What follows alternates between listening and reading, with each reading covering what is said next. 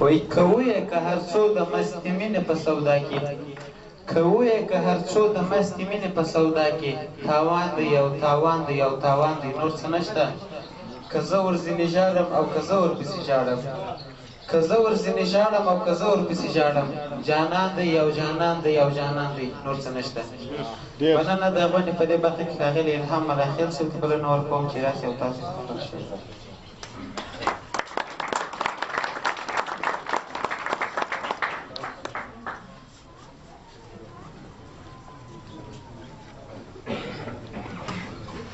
وطن پاته ژبه سپکه سره خلګۍ د جانان ورک دی وطن پاته ژبه سپکه سره خلګۍ د جانان ورک دی کوڅه ډبه شاعران دي کوڅه ډبه شاعري ده پیل کوم د لوی خدای په نامه چې ډېر مهربان او بخښونکی دی د صدر مجلس او د ناستو ټولو درنو مېلمنو په اجازه باندې اول خو ادبي چینې کوټ ته د پښتو ادبي څېړنیز پاڅون لخوا مبارکي وایم او بعد کې دا ډاډ ورکوم چې د دې ادبي سمسیرو ګلخانانو په خبرو باندې مه راګرځئ او خپل خدمت ته دوام ورکوئ زه هم درسره شریکوم هیله ده چې خوښ هم ځي د ویرونو تسلسل دی ټیټ او هسکه هدیره ده د ویرونو تسلسل دی ټیټ او هسکه هدیره ده غوا د لنګه اسرائیله د افغان میله سپیره ده او د پردیو هیله مه کړه حق غوښتنې او خلاصون ته د پردیو هیله مه کړه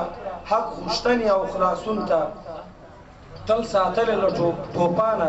خپل خاوند خپله ډیوه ده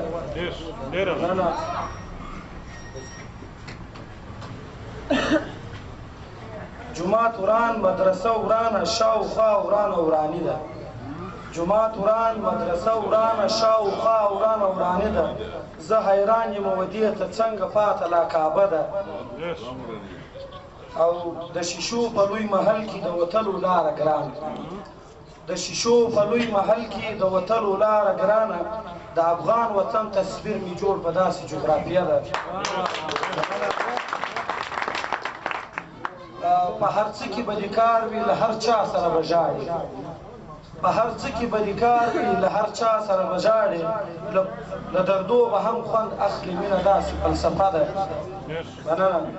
او باداري خو وراثت د زورور دی په کمزوري باداري خو وراثت د زورور دی په کمزوري له حابله تر دې دمه را روانه دا کیسه ده مننه که شیرین غواړي الهام سر به ټیټ ساتي رکیب ته مخصوص اشاره او که شیرین غواړي الهام سر به ټیټ ساتي رکیب ته لاس تر زنې ځکه ناستم چا راکړې د حسرت